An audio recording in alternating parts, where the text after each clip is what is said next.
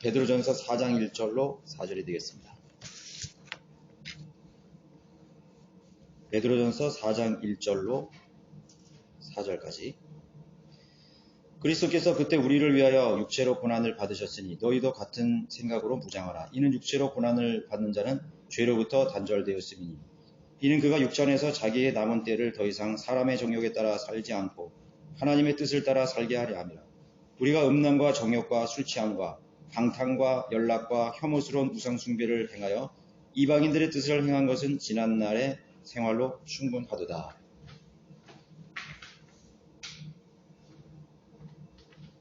네, 오늘 강론들이 말씀의 제목은 영적 집중력입니다. 언젠가 모 방송사에서 두 그룹의 학생 집단을 선정해서 실험을 한 경우가 있었습니다. 어떤 환경과 조건에서 두 그룹의 학생들이 보이는 집중도를 이렇게 실험하는 그런 실험이었는데요. 한쪽 그룹은 독서실 책상, 이렇게 3면이 막힌 독서실 책상인데 시야에 들어오는 그 면을 전부 다 까만색으로 다 칠했어요. 까만색으로. 그래서 거기에서 한 집단이 이제 어떤 그 과제를 줬겠죠. 그런 그룹이었고, 다른 쪽은 시야가 탁 트인 그냥 일반적인 책상이었고, 어떤 교실 같은데 주위에 여러 가지 기물들도 있고, 쓰레기통도 보이고, 이렇게 꽃병도 있고, 이런 그런 평범한 우리 학생들 반 같은 그런 데서 이제 체크를 하는, 실험을 하는, 집중도를 체크하는 거예요. 학습 능력을. 예상대로 시야에 방해가 없는 검은색으로 칠한 책상에서 공부한 학생들이 탁 트인 곳에서 학습을 했던 학생들과 현저히 비교할 수 없을 정도로 놀라운 집중과 학습 효과가 있었다는 사실이에요. 그러니까 이제 딱 트인 곳에는 아이들이 공부를 하다가 이것도 보고, 손도 만지고, 머리도 극적거리고, 이렇게 보고, 이런 산만한 행동을 중간에 했는 거예요. 그리고 나름대로 공부를 하면서도. 그런데 앞에 완전히 검은색으로 3일 맞이에는 움직임이 거의 없습니다. 학생들이. 예.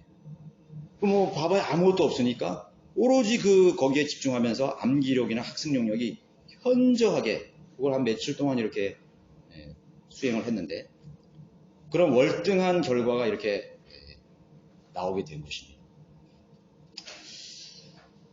그러니까 주의가 산만하면 목표에 대한 의지가 흐려지기가 쉽다는 것을 보여주는 그런 실험이었는데요. 그래서 학생들은 도서관에 가는 거죠. 도서관에 가고, 독서실에 가고, 또 아니면 고시원이나 또는 한적하고 조용한 곳을 가서 입시생들이 그런 것을 선호하게 되는 것입니다. 어떤 사람은 저 산속에 무슨 절에 들어가서 공부하는 사람도 있잖아요. 행정고시 그런 것입니다. 오늘 말씀에서 읽은 바대로 육신적으로 살지 않고 또 죄를 짓지 않는 방법을 간단하게 알려주고 있습니다. 그것은 죄들에 대한 유혹이나 세상의 미혹으로부터 단절된 환경을 만들어 주라는 것이에요. 단절된 환경을 만들어 주라는 거예요. 그리스도인들이 이게 수십 번, 아니 수백 번 또 생을 살아가면서 평생 동안 계속해서 반복적으로 결심하는 것이 있죠. 맹세 같은 기도. 내가 주님을 위해서 살겠습니다. 경건하게 살겠습니다. 내가 다시는 육신의 정욕과 안목의 정욕과 어떤 생의 자랑으로 돌아가지 않겠습니다라는 그러한 결의를 늘 보이다가도 반복적으로 다시 육신적이고 세상 가치관이고 또 미혹하는 것들에 잠시 속아서 시간과 또 에너지를 낭비하는 경우가 너무나 많이 있고 그것이 계속 반복이 되고 가고 있습니다. 바로 여기에 있는 것이죠. 그 반복하는 이유가 여기에 있는 것입니다. 그들은 정욕과 욕망과 생의 자랑이 있는 상황을 그대로 방치해 두는 것이에요. 방치해 두는 것이에요. 학생들이 공부를 능률이 없다 그러면 왜 그 환경을 방치해 두는 거예요? 그걸 없애버리면 됩니다. 집중할 수 있는 환경을, 집중할 수 없는 환경을 제거하거나 피해야 돼요. 그리고 집중할 수 있는 환경을 만들어줘야 되는 것이에요. 그래서 저도 그걸 보면서도 늘 생각하는데 우리 아이들도 공부를 좀 하게 만들려고 늘 생각을 했는데 그게 안 됐어요.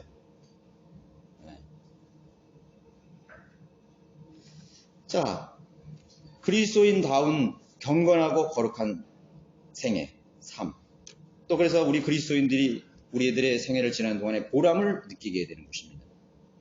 그러게 하기 위해서는 우리는 성경의 지침을 반드시 따라가야 되는 것입니다. 우선 그리스도께서 남겨주신 고난의 생애, 고난을 위한 생각으로 무장하라 그랬습니다. 우리가 영적 집중력을 가지기 위해서는 그리스도의 생각, 그 생각 뭐냐?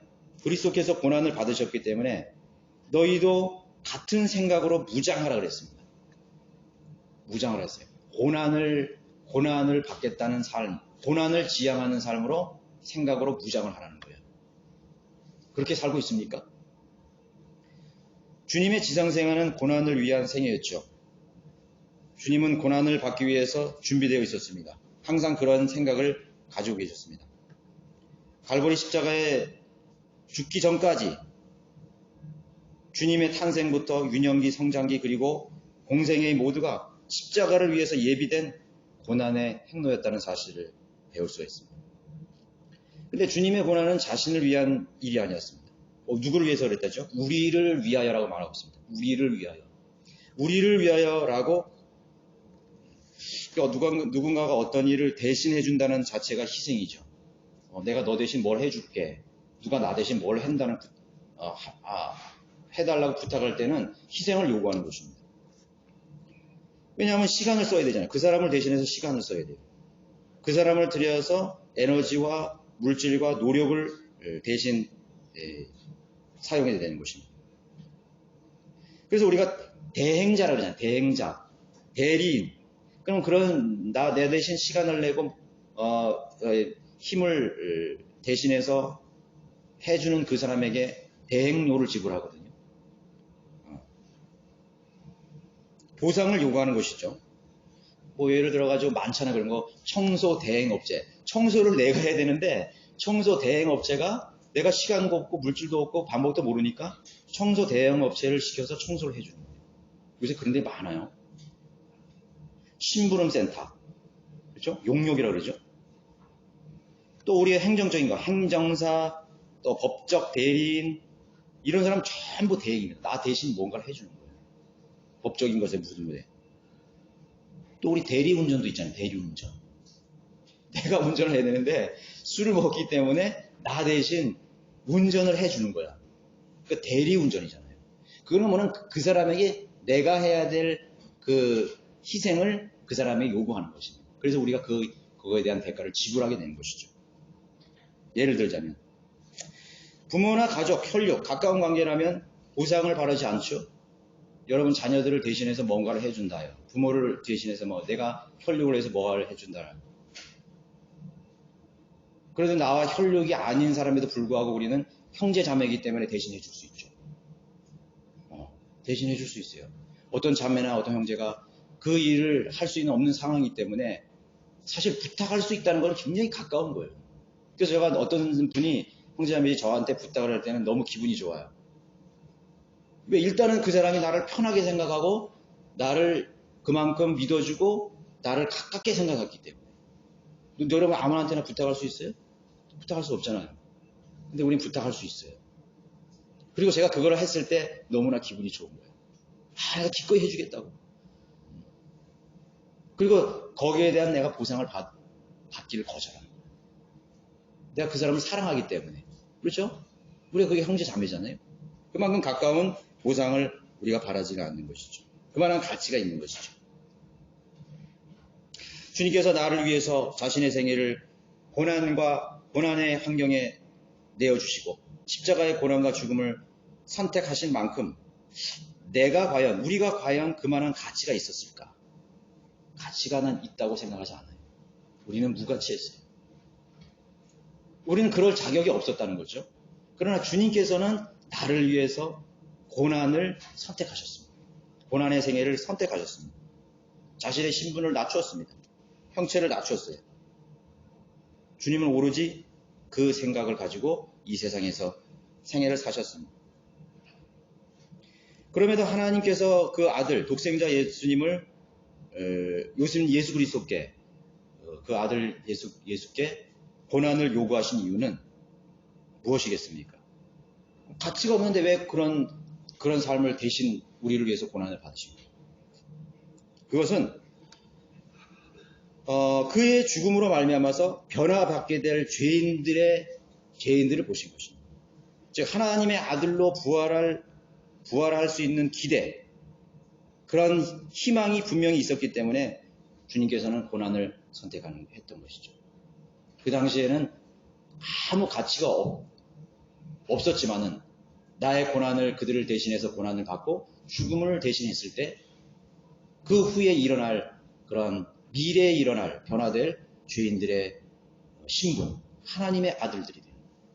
무가치했던 사람이 다시 영원한 가치로 변화될 것에 대한 소망을 가지셨기 때문에, 기대를 가지셨기 때문에 주님은 기꺼이 고난을 선택했다는 것이죠. 그리스도께서 받으셨던 고난은 결코 헛된 고난이 아니었다는 것입니다. 육체로 고난을 받으셨던 모든 수고들은 한 가지도 무가치함으로 사라지지 않았어요. 그분의 고난으로 그리스도의 몸인 교회가 탄생되었죠. 그분의 신부가 탄생되었습니다. 하나님의 아들들이 출생하게 된 것입니다. 하나님의 아들들이 출생하게 된 것입니다. 그래서 그 고난은 결코 헛되지 않았습니다. 그렇기 때문에 그리스도인들도 같은 생각으로 무장하라고 당부하시는 것이죠. 같은 생각으로. 그리스도인인 우리는 지상에서 향락을 누리고 편안하게 살다가 편하게 죽을 생각을 버려야 됩니다. 그렇게 생각하는 사람이 많아요. 이렇게 보면은, 교제를 하다 보면은, 뭐 편한 생각만 하는 거야, 전부. 자기가. 그러면 나도 그 사람의 말에 동조하고 그것을 동의한다면 나도 똑같은 사람이 되는 것이죠.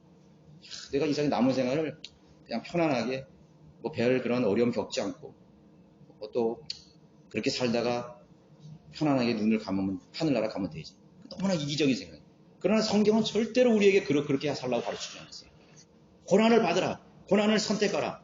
예수 그리스도의 고난받는 그런 생각을, 같은 생각을 가지고 살아라. 고난을 염두하며 살지 않는 그리스도인은 어떤 일에도 가치 있게 시간을 보낼 수 없습니다. 고난을 항상 예비하고 그것을 항상 생각으로 무장하지 않는 그리스도인은 이 생애를 그리스도인답게 의미 있게 살아갈 수가 없어요. 그런 사람이 어떻게 그리스도인답게 살 수 있겠어요? 절대로 그리스도인답게 살 수 없어요. 저는 우크라이나 관련 요새 뉴스 많이 나오죠. 저는 하는 감동적인 소식을 하나 기억하고 있는데, 우크라이나의 해병대 사령관이 자신의 해병대 그 부대원 전체에게 특명을 하나 하달을 했다고 합니다. 수없이 밀려오는 러시아 전차 부대를 이렇게 지연시키기 위해서 헤니 체스크린이라는 그런 다리를 폭파하라는 특명이 그 부대원들에게 내려졌어요. 헤니 체스크린이라는 다리는 남쪽의 크림 반도에서 우크라이나 본토로 진출할 수 있는 유일한 다리랍니다. 큰 대유랍니다. 그거를 막기 위해서는 그 다리를 어쩔 수 없이 끊어야 되는 그런 절체절명의 작전이었던 것이에요. 그런 것들을 해라 이렇게 하지 않고 그 임무를 수행할 병사를 모집하는 모집하는 것입니다. 그걸 파괴해야 되는 것입니다. 그 자원자를 모집했다고 합니다. 아무도 없었는데 이때 비틀리 사쿤이라는 한 해병 공병대원이 자신이 하겠다고 임무를 수행하겠다고 이제 자원을 한 것이에요. 자기 자신이 그 캄캄한 밤 속에 가서 그 다리에다가 폭발물을 설치하고 빠져나오는 그런 아주 위험한, 또 가다가 사살될 수도 있죠, 저격수에게. 그런 아주 그냥 위험한 그런 작전이었습니다. 그래서 여럿이 갈 수가 없었다고 합니다. 그래서 이 병사는 작전에 투입해서 그 다리의 위에 다 이제 그 폭발물을 다 설치하는 과정에서 시간이 모자란 거예요. 그러니까 시간이 모자라면 설치를 하다 빠져나와야 되는데 그거를 중간에 해버리면 이 다리가 어설프게 파괴되지 않고 그러면 실패잖아요. 그래서 자기 자신이 자폭하기로 결정을 했는 거예요. 그래서 다 모든 그 다리에다가 흑화물을 다 설치하고 자기는 거기서 다리와 함께 살아나있어요. 그걸 내가 보면서 참 감동적이더라고. 그 20몇 살밖에 안 되는 부모가 있고 형제가 있고 다 그런 젊은 그 병사인데 자신이 민족을 위해서, 조국을 위해서 기꺼이 자신의 생명을 버려서 임무를 완수했다는. 이제 뭐 전사했기 때문에 뭐 계급도 득진시키고 또 훈장도 주고 했다는 그런 이야기를 들었습니다. 그리고 많은 그 우크라이나군에게 사기를 고조시키는 그런 계기가 됐다고 뉴스를 보도한 것을 봤습니다. 조국의 위기 앞에 기꺼이 자신의 생명을 언젠가 바치겠다는 생각이 없었다면 죽음이 기다리는 임무를 그 병사가 스스로 자초할 수 있었겠습니까? 절대로 스스로 그것을 자초할 수가 없는 거예요. 항상 죽음을, 나는 내가 군인으로서 조국을 지키는, 또 이렇게 전쟁의 위기 앞에서 나는 기꺼이 내 한 목숨을 바쳐서 내가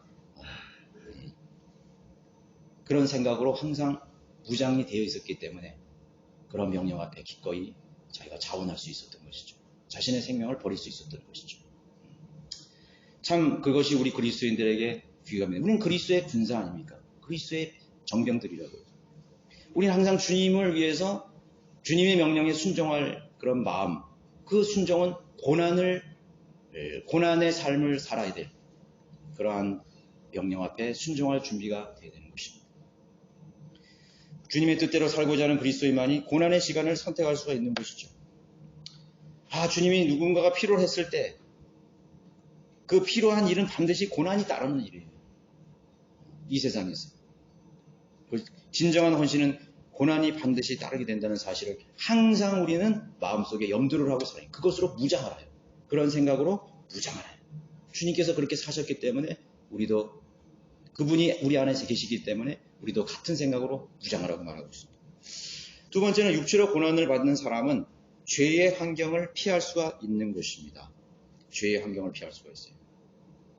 우리가 이 세상을 살려면 죄의 유혹과 환경을 피해갈 수 없죠. 절대로 피해갈 수 없습니다. 수많은 육신을 자극하는 환경에 노출되어 있습니다. 또 우리의 육신은 늘 우리의 옛 본성을 자극하는 본능이, 그 옛 성품이 남아 있습니다. 육신의 그런 관능적인 그런 본성이 남아 있죠. 죄의 그런 근성들. 그래서 우리가 그냥 가만히 있으면 자연스럽게 죄를 짓게 되는 것입니다. 여러분, 가만히 있는다고 해서 죄를 안 낸다, 그거 아니에요. 우리 이 마음속의 생각이 수많은 죄의 생각들이 들어와요. 염려와 근심부터 시작해서 또 육신의 것들을 생각하고 또 여러 가지, 여기 나오잖아요, 지금. 얼마나 많은 것들이 있어요. 얼마나 많은 거 있어요.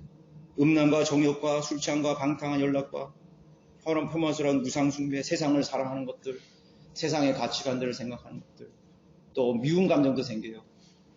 누가 나에게 어떤 싫은 소리를 했나, 또 기분 나쁜 감정들, 수많은 우울한 생각들부터 시작해가지고 가만히 있는다고 해서 죄를 짓지 않는 것이 아니라 가만히 있으면 오히려 더 많은 정크들, 쓰레기들이 우리의 생각을 가득 채우게 됩니다. 죄를 안 줄 수가 없죠. 그런 것들이 우리의 마음을 사로잡고, 그래서 육신은 저절로 정욕과 본성을 위해서 움직이게 되는 것입니다. 생각을 사로잡게 되면 몸도 따라가게 돼 있어요. 몸도 따라가게 돼 있습니다. 쉬는 시간이 있어야만 하지만 쉬는 시간이 길어지면 육신적인 상태로 바뀌어버리게 되는 것입니다. 그래서 휴가를 아주 타이트하게 휴가답게 여름 시간을 보내야 돼요. 그냥 너저분하게 막 이렇게 휴가가 길고 쉬는 시간이 길어지면요, 5만 가지 잡동사니들이 또 물려오게 돼요. 그래서 쉬는 시간이 아니야. 죄를 짓는 시간으로 바뀌어버려요. 쉬는 시간이. 금방 그렇게 됩니다. 내가 시간이 많으면 뭘 해야지, 주님을 위해서 어떻게 해야지. 절대로 그렇게 해야 될 수가 없어요. 돈과 물질이 이제 생기고 이제 풍부해지고 남아돌게 되면 어떻게 되는 것입니까? 그것을 육신의 정욕을 위해서 사용하기 시작하는 것입니다. 내가 갖고 싶은 거, 그걸 구입하고, 사고, 가고, 먹고, 마시고, 내 필요한 것들을 계속해서 생각하는 거예요. 여러분, 주님을 위해서 그것을 내가 어떻게 써야 되겠다는 전혀 생각을 안 해요. 내가 이걸 복음 전하는데, 또 주님을 성경 공부하는데, 하나님 말씀을 연구하는 데 써야지, 누구를 만나서 내가 복음을 전도하는 일에 써야지. 그런 것에 대해서는 내가 내 정욕을 위해서 쓰고자 하는 그런 것에 대해서 비교할 수 없을 만큼 작아요. 얼마나 작은지 몰라요. 그럴 때 보면 뭐야? 그 물질들이 나를 죄를 짓게 하는 거예요. 죄를 짓게, 내 정욕을 위해서 쓰고 내 이기적인 욕망을 채우는데 계속해서 쓰게 되는 것입니다. 기회가 주어지고 환경이 맞닥뜨리면은 자연인처럼 죄를 짓고 마귀에게 사로잡혀서 마귀의 자녀들처럼 살아갈 수밖에 없는 것입니다.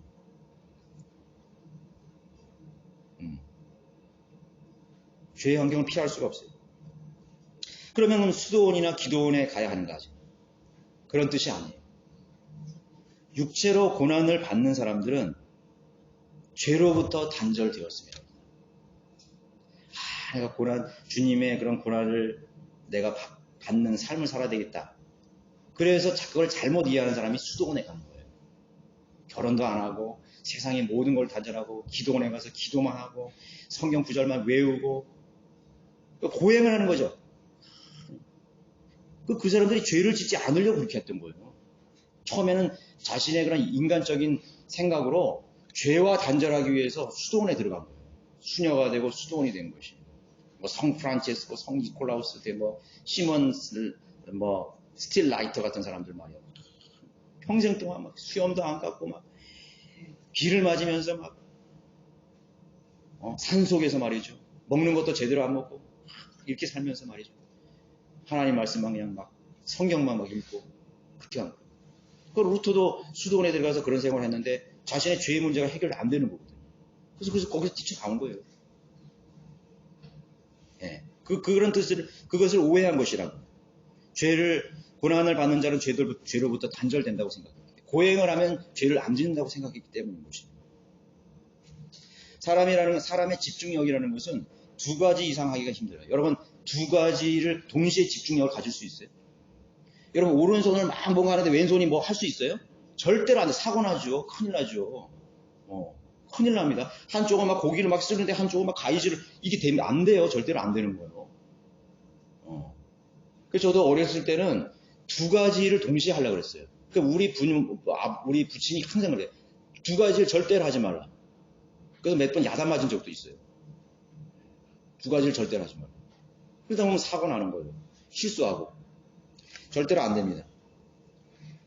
그래서 두 가지를 동시에 잡으려고 그러면 이것도 안 되고 저것도 안 돼요. 육신과 죄인가 아니면 영적인 삶인가 둘 중 한 가지를 선택해야 되는 것입니다. 선택해야 돼요. 육신적으로 살고 영적인 일도 하고 적당히 품위 좀 지키면서 적당히 하려고 하는 것입니다. 그렇게 되면 아무것도 안 되는 거예요. 현대의 그리스도인들이 그런 생각을 가지고 있는 거예요. 적당히. 너무 빠지지 말아요. 너무 몰입하지 마라. 너무 집중하지 마라. 세상에 그리스도인 다 그렇게 살아가잖아. 왜 너만 이렇게 유별나게 그렇게 살아가느냐 이거예요. 또 형제인 남편이 이렇게 하려면 자매가 얘기해. 그렇게까지 남들도 안 하는데 당신은 왜 그렇게까지 살려고 그러냐고. 적당히 좀 보면서 살라고. 또 자매가 영적으로 좀 살려면 당신은 그렇게 살려고 그러냐고. 이렇게 이제 장애가 들어오는 거죠. 이렇게. 네. 그런 분위기들이 지금 편만에 있습니다. 영적인 삶이라는 것은 고난이 필수예요. 고행은 이것을 오해한 종교 행위일 뿐이죠. 육체로 고난을 받는다는 뜻은 고의적이나 자의적인 고행이나 행위가 아닙니다. 주님께 헌신하고 자신의 몸과 시간을 함께 주님께 드리는 것입니다. 주님과 함께 하는 것입니다. 더 구체적으로 자신의 육신을 말씀에 맡기는 생활을 하는 것입니다.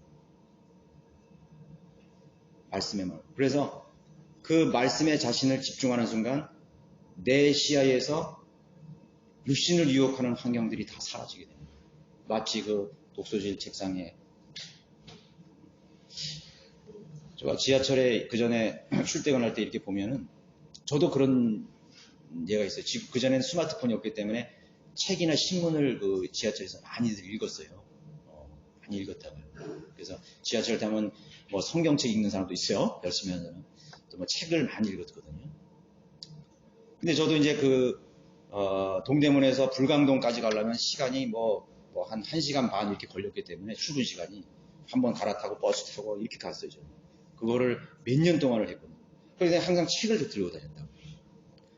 그런데 이제 저 지하철에서 책을 딱 보면은요, 이제 몰입이 되는 거야, 거기 책에. 그러면 내가 내려야 될 그 스탑, 지하철 정거장을 지나쳐 버려요. 그걸 제가 몇 번을 그랬어요. 책을 보니까. 왜 그런 것이에요?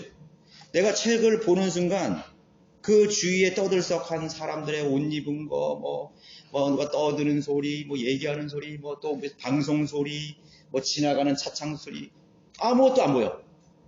완전히 차단이 돼가서 그 책 속에 내가 완전히 들어가 있는 거예요. 그게 집중력이죠. 그렇구나. 또 스펄전 목사가 그런 예를 들었잖아요. 자신이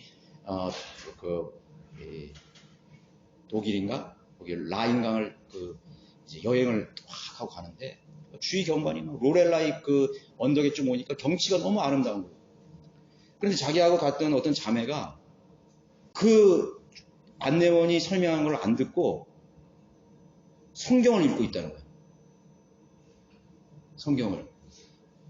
그래서 그 자매에게 나중에 물었대요. 자매님 왜 이렇게 좋은 환경 그냥 보고 그러지 왜 즐기지 왜 그랬습니까? 내 마음이 이 하나님의 말씀의 아름다움을 놓치기 싫어서 내가 그런 자연의 아름다움 때문에 내 마음이 하나님의 말씀으로부터 내가 빼앗길까봐 내가 성경을 읽었다고 그렇게 말하고 있습니다. 꼭 그러라는 건 아니죠. 그런 것을, 무엇을 말하는 것입니까? 세상에는 우리가 하나님의 말씀을 사랑하고 하나님의 말씀에 대한 집중력을 잃게 만드는 수많은 아름다운 것들이 너무 많아요. 현혹되어 오는 것들이 너무나 많아요. 그래서 이것도 쳐다보고 저것도 쳐다보고 그러다 보면 죄도 짓고 말이죠. 얼마나 많이 그러고 있는 것이죠.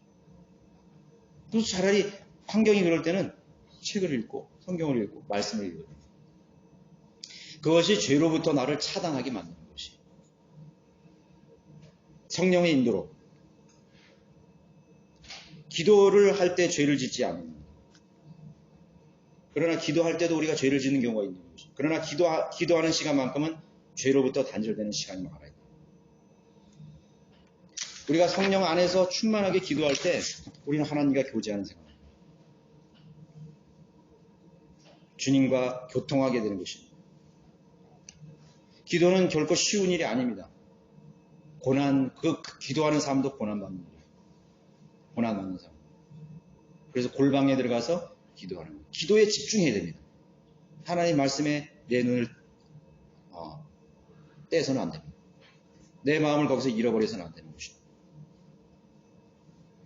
말씀을 상고하고 공부하는 일 역시 육체로 고난을 받는 일이죠. 내 육신을 거기에 드려야 되는 거죠.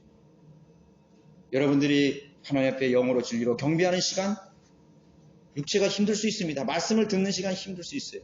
그러나 거기에 집중할 수 있어야 돼요. 그러니까 경청할 수 있어야 돼요. 경청할 수 없는 사람은 아직도 그 사람이 육신적인 때가 있기 때문에 집중할 수 없는 거죠. 집중할 수가 없어요. 어린아이들이나 이런 아이들은 영적으로 성숙하지 못하기 때문에 그 시간이 힘들 수 있어요. 그러나 집중해야 됩니다. 집중해야 돼요. 세상에 나와서 세상의 죄인들에게 복음을 전할 때 얼마나 우리가 어렵고 수고해야 되는 것입니다.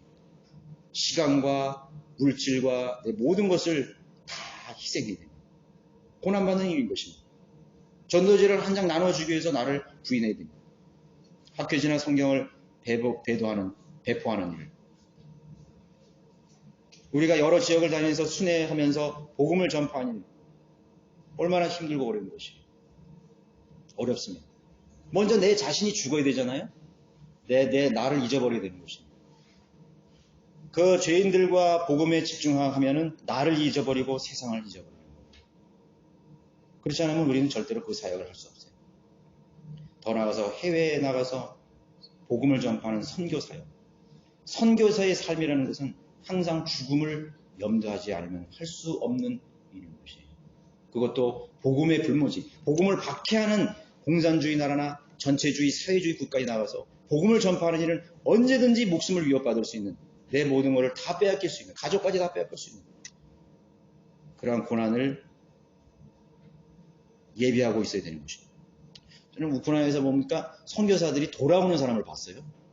우리나라 선교사들 돌아오더라고. 다 피난 행렬에 다 같이 뛰어가지고 오는 거예요. 저는 물론 내가 그 상황이었으면 어떻게 될까를 생각해 봤지만, 과거에 주님을 위해서 자신을 생애를 헌신했던 그 죽음의 사지로 갔던 사람들과 너무 대조되는 그런 광경이라고 볼 수 있는 것이죠. 그러나 어떤 사람들은 지금 뭐 제가 우크라이나에도 우리 바이블 빌리버 선교사가 있잖아요. 그 지금 남아있어요. 그 전쟁터에. 그들과 운명을 같이 하고 있어요. 기도하고 있어요. 그 전쟁터에서 복음과 진리를 전파하고 있어요. 경배가 계속 드려지고 있어요. 우리는 그러한 형제자매들의 생명을 하나님께서 보호해달라고 우리 기도하고 있습니다. 기도하고 있어요. 얼마나 신실한 그런 그리스도인들이에요. 가족들이에요. 고난입니다. 주님을 위해서 자신의 믿음을 지키는 것은 고난입니다. 고난의 삶은 죄를 잊어버리게 만드는 것입니다. 제일 좋은 간단한 비결은 주님과 함께 고난을 받는 것이 가장 주님께 집중할 때 우리는 죄를 이길 수 있어요. 죄와 단절할 수 있어요. 좋은 영적인 여러분들의 그런 양서를 읽을 때, 책을 읽을 때 단절되죠. 거기에 몰입되는 거죠. 그리스도인의 생애에 대한 전기문을 읽을 때 여러분 얼마나 단절되는 것입니다. 가만히 있는다고 해서 나의 마음속에 열정이 생기는 게 아니에요. 뭔가 들어갔을 때 열정이 생기는 거예요. 누군가의 내가 신실한 그리스도인의 책을 읽었을 때 나도 이 사람처럼 살아보고 싶다 이거예요.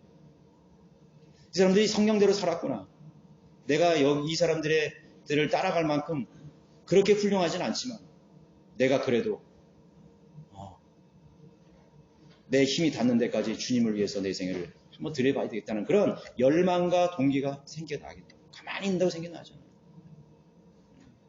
그래서 우리는 영적으로 어린 사람들에게 계속 그런 소스를 제공해야 돼요. 우리 자녀들에게. 주님을 위해 살았던 사람들의 이야기 들려주고 읽게 하고 경청하게 하고 만들어드려야 되는 것이에요. 그게 가장 좋은 예화 아니겠어요? 실예들이잖아요. 실예들이에요. 많은 선교지를 갔던 사람들의 생애를 보면 자기가 저절로 가만히 있는데 뭔가 나오지 않았어요. 누군가를 봤어요. 누군가의 생애를 보고 몰입했습니다. 동기가 일어났습니다. 나도 저 사람처럼 살아야 되겠다. 윌리엄 캐리라는 사람, 선교사는요, 인도에 갔죠. 그 사람이 어렸을 때 어떤 책을 읽고 꿈을 키웠냐면요, 쿡 선장의 모험담. 쿡 선장. 쿡 선장 그거는 뭐예요? 소설인데 대양을 항해하면서 탐험 모험하는 거 아니에요. 그래서 자기 마음속에 나도 언젠가는 저 대양을 넘어서 신비로운 세계에 가서 나도 한번 탐험을 해보겠다. 그런 마음이 있는데 어느 날 그 사람의 마음속에 복음이 들어간 거예요. 그러니까 그 꿈하고 맞물려져 가지고 그렇다면 그 대양 넘어 그 대륙을 넘어에서 살고 있는 혼들은 그리스도를 알까? 그래서 자기의 꿈과 그 자기의 복음에 대한 열망이 이렇게 믹서가 되면서 결국은 하나님께 기도하고 하나님의 쓰임받는 신실한 하나님의 종이 되었잖아요. 윌리엄 캐리. 그건 한 사람의 예일 뿐이에요. 얼마나 많은 사람이 그런 동기를 얻는지 몰라요. 주님을 위해서 살겠다는 사람이 난 죄를 짓고 살아야지. 나는 뭐 더 부자가 돼야지. 나는 명예를 얻어야지. 성공을 해야지. 그런 거 연연하면서 살지 않았을 거예요. 그런 건 살지 않았을 거라고.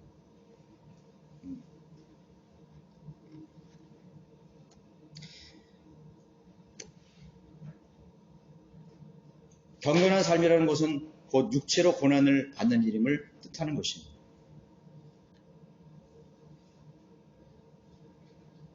더 고상한, 도상하고 가치 있는, 더 소중한 일인 것입니다. 그래서 거기에 더 집중해야 되는 것입니다. 그럼 그래서 그때 그것에 집중할 때 우리는 다른 것이 더 이상 보이지가 않게 되는 것입니다. 죄로부터 단절되는 것입니다. 세 번째는 고난받는 삶은 하나님의 뜻을 따라 사는 일입니다. 하나님의 뜻입니다. 고난받는 삶이 그리스도인에게 향한 하나님의 뜻이에요. 어떤 사람은 오해하기를 하나님께서 나를 행복하게 살기를 원하신다 그러니까 고난과는 관계없는다고 생각해요. 하나님이 우리의 행복을 원하시죠. 그러나 사실은요, 그 행복이라는 것은 이 지상에서의 사실 예수 그리스도 안에 있는 그 자체가 행복한 거예요. 그러니까 행복하고 고난하고 같지 않습니다. 편안하고 부유하고 모든 것을 다 가져도 불행하게 사는 사람이 이 세상의 삶입니다. 이 세상의 삶이라고. 그리스도인이 그리스도가 없는 사람의 생애는 이 세상의 것들을 다 누려도 행복하지가 않아요, 사실. 뭔가 불안하고 쫓기고 죽음의 종로를 하면서 굴복하면서 사는 사람이에요. 죄의 종으로 사는 것입니다. 신실한 성도들 가운데 어느 누구도 고난을 피해서 신실하게 산 사람은 아무도 없었습니다. 편하고 한가로운 그리스도인들 중에 어느 누구도 경건하게 살아갈 수가 없는 것입니다.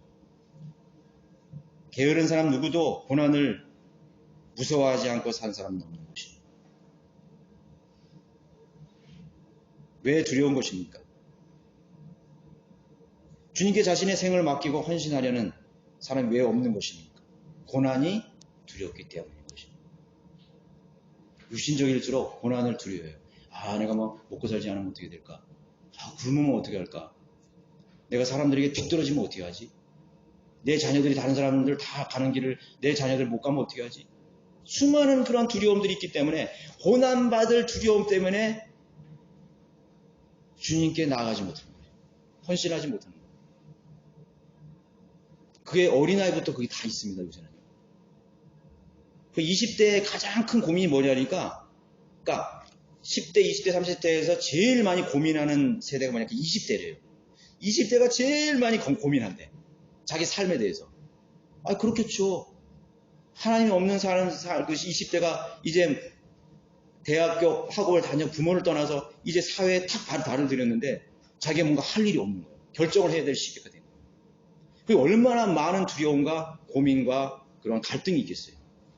그래서 20대가 사실은 제일 아름다운 청춘의 시작이지만 그 청춘의 시기를 그 고민하는데 다 흘러보낸 거예요. 저도 참 20대를 생각하면 너무 아까운 거예요. 내가 왜 그렇게 살았을까요?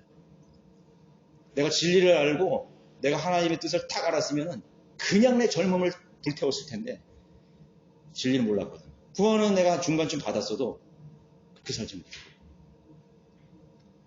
그러나 저는 감사해요. 내가 주님을 그때 알았기 때문에. 그러나 이 세상의 젊은이들이, 전 세계의 젊은이들이 그런 고민을 하고 있는 거예요. 두려움. 여러분의 자녀들에게도 두려움을 갖지 말라고 하세요. 그걸 설명해야 돼요. 부모가 먼저 두려워하고 갈등하고 걱정을 하고 있으면 자녀들도 걱정해요. 이제 너 내 저성을 하나님께 맡겨라. 이렇게 진로에 걱정하고 따지고 그건 무슨 필요가 있어요, 그게? 하나님께 딱 맡기면 하나님이 할 일을 탁탁탁 주시는 거예요. 우리가 언제 계획된 대로 된 일이 있어요? 계획에서 된 일이 하나 없으면서 그 앞에 있는 걱정은 그렇게 많이 하는 거 참 답답한 거죠. 그래서 제가 그래서 제자래. 아버지처럼 검침하면 되지 뭐. 우리 자매가 묻더라고. 검침하는 것도 이제 힘들다고 그것도 그런 일도 지금 없다고. 그러니까 그런 시대에 살아가고 있는 것이. 하나님께서 다 먹고 살게 하십니다. 재능도 주시고 다 주시고. 하나님 앞에 신실하게 기도하고 주님을 지금 시대에, 지금 이 마지막 시대에 그리스도인들에게 하나님 요구하시는 것은 누가 나와 함께 고난을 받는 삶을 선택하겠는 거예요. 그 사람을 하나님 찾고 계십니다. 주님을 선택하고 주님과 함께 고난받기를 원하는 사람은 하나님께서 행복하게 해주십니다. 여러분, 나는 지금 불행하다고 생각하시나요? 여러분 그리스도인이 아니에요. 나는 행복한 사람. 우리 조도희 목사님이 추모사 하시면서 그런 얘기를 했죠. 이소금 목사님이 목회자들 다 앉은 자리에서 형제들은 언제가 제일 행복하냐. 나는 뭐 주님을 만났을 때, 나는 진리를 알렸을 때, 저도 대답했어요. 그러니까 목사님이 그렇게 말씀하시더라고요. 웃으면서. 이 사람들 지금 행복한 사람이 아니네. 나는 지금이 제일 행복해. 지금 내가 행복해야지 행복한 사람이지. 과거가 되면 안 돼요. 행복은 항상 우리는 현재 진행이에요. 지금이 제일 행복한 거예요. 내가 주님을 위해서 살기 때문에. 주님의 뜻 안에 있기 때문에. 그런 고백을 할 수 있겠죠?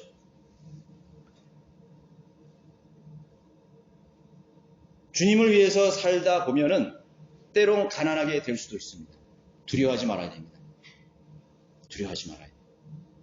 주님을 위해서 살다 보면 직장도 잃어버릴 수 있어. 여기 우리 형제 자매들 다 생업에 종사하잖아요. 내가 주님을 위해서 사는데 많은 태클이 들어와요.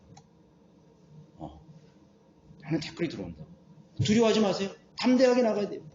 어떤 형제는 직장에서 복음을 전하다가 쫓겨났어요. 왜 직장 생활을 하다가 왜 그런 복음을 전해요? 쫓겨났다. 두려워하지 않아요. 하나님은 더 좋은 것을 주시는 거예요. 그리스도인들께 살아야 되는 거예요. 나는 그리스도인이야. 그런 담대함을 가져야 되는 것이죠. 저도 어떨 때는 직장에서 이렇게 일을 하다가 이 사람이 복음을 전해야 되겠다는 생각을 해요. 어떤 데는 두려움이 생겨요. 이 사람이 괜히 얘기해서 민원 나가지고 찔리는 거 아닌가 싶어요. 육신적인 생각이 들어요. 담대해야 돼요. 주님을 위해서 고난받는 것은 나에게 희생을 따를 수가 있어요. 나에게 불이익이 올 수도 있어요. 때로는 외면을 당할 수도 있어요. 또 가장 큰 게 있죠. 내가 주님을 위해서 내 생애를 드리면 돈 많이 버는 직업을 가지지 못할 수도 있다라는 생각이에요. 그건 젊은이들의 팽배에 있어요. 내가 주님을 위해서 살다 보면 뭐 주일도 지켜야 되죠. 모임도 나가야죠. 복음도 좀 봐야 되죠. 성경 공부도 해야죠. 기도도 해야죠. 그러면 내가 직장에서 여러분 직장 생활하는 요즘 그 기업들 불 다 켜 있어요. 사무실 보면은 뭐 여기 도시 중소도시는 그렇지만 서울에 가면은 밤에도 그냥 그 직장에 불이 안 꺼져. 여러분 여기 시청 가보세요. 밤에 불 꺼져요. 제가 초가집을 한번 불이 10시까지 불이 켜져 있어요. 장업하느냐고. 그 시간을 거기에 쓰는 거예요. 그리스도인이 신실하게 살려고 그러면 그런 데 투자하겠어요. 저도 몇 번 직장을 20대 때 그만둔 적이 있어요. 왜냐하면은 주일날 나오라고 요구를 하는 거예요. 당신 저기 격주제로 나와. 격주제로 이렇게 나오라. 그래서 그냥 그만뒀어요. 몇 달 하다가 격주였어요.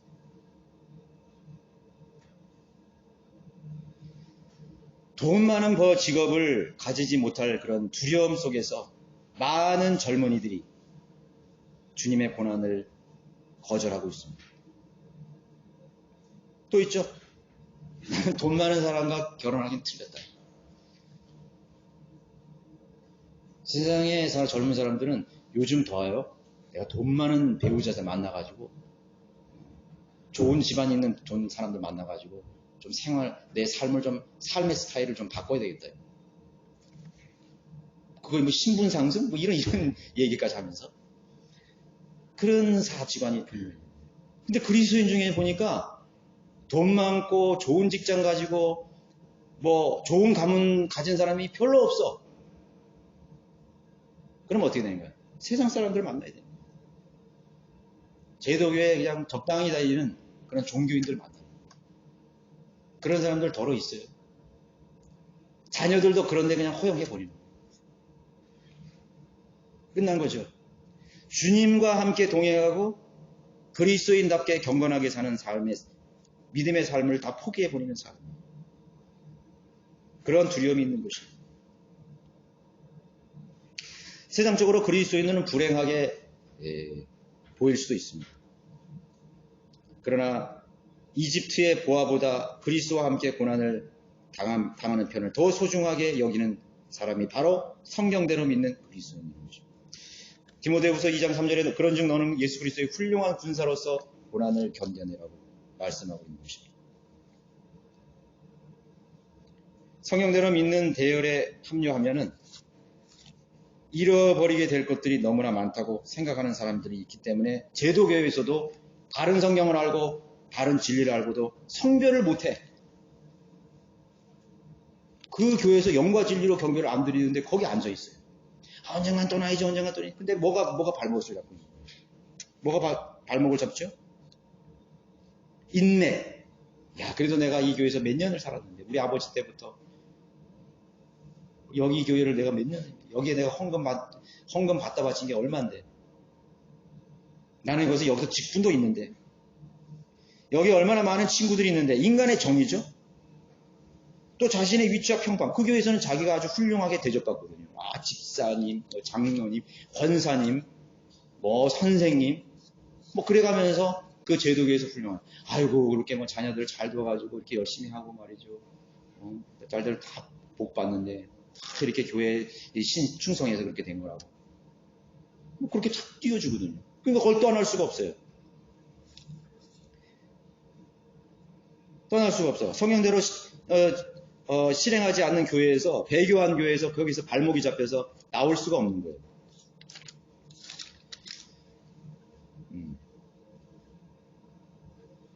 경건의 모양은 있으나 경건의 능력은 부인하리니 이런 자들에게서 돌아서라. 경건의 모양이 있죠. 제도교회는 경건의 모양이 있어요. 배교한 교회는 경건의 모양이 있어요. 그러나 경건의 능력은 부인하는 것이죠. 그런 자들에게 돌아서라고 분명히 했어요.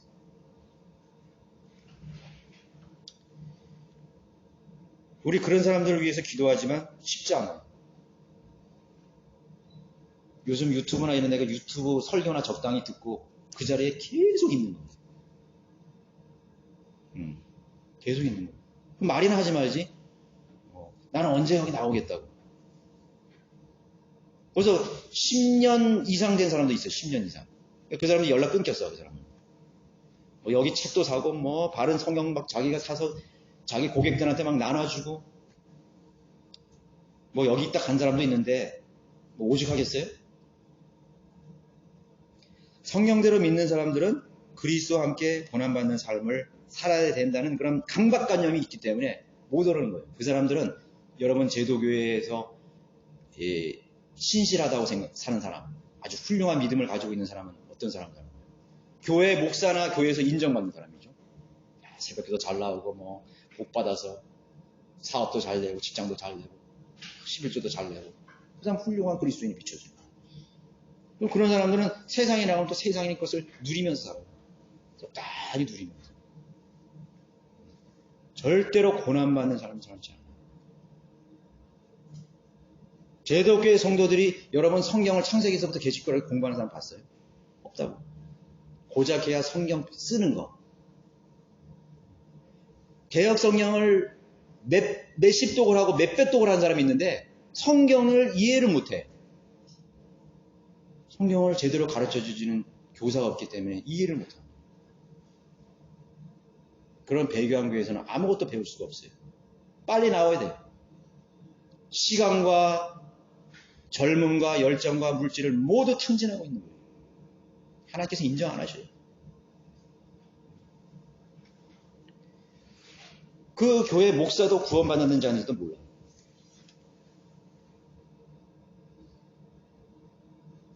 자, 그런 데로부터 빨리 돌아서야 되는 것입니다.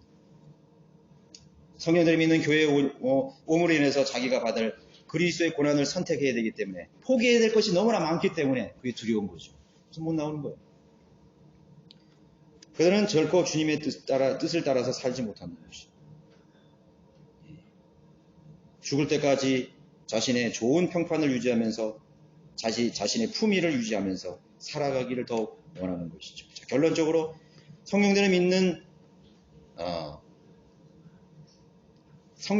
사람들이라는 이름은 어디에서 왔나요? 성경에서 왔죠. 성경대로 사는 그리스도인이 성령대로 믿는 사람들, 교회. 그리고 그들의 이름이 교회사에 등장하게 되는 것입니다. 몬타니스트, 바울리션, 보고파, 도나티스트, 제침내교, 보고마일, 카타리 등 이 사람들이 누군지 아세요? 로마 가톨릭 교황이 가장 두려워했던 사람들. 세상이 가장 껄끄럽게 생각했던 사람들. 적당히 하나님 이름 부르고 적당히 하나님의 이름으로 먹고 사는 사람들에게 그들은 고난만을 위해서 예비된 그리스도의 진짜 진정한 하나님의 종들이요 사람들이었던 것입니다. 하나님의 아들들이라 불릴 만한 자격이 있던 사람들인 것입니다. 그 발자취를 따라 우리도 고난으로 무장하고 우리는 그리스도의 남은 삶을, 고난의 삶을 기꺼이 받아들이고자 그런 각오와 또 그런 실천으로 우리는 살아가야 되는 것입니다. 우리는 누구도 우리의 입에서 적당히 우리가 남은 생활을 평안히 살자, 적당히 누리면서 살자, 그런 말이 나왔다면 그것을 우리가 도리어 수치스럽게 생각해야 돼요. 그러한 우리가 자리에 있다는 사실을 잊어버리지 마시기를 바라겠습니다. 모두 일어나셔서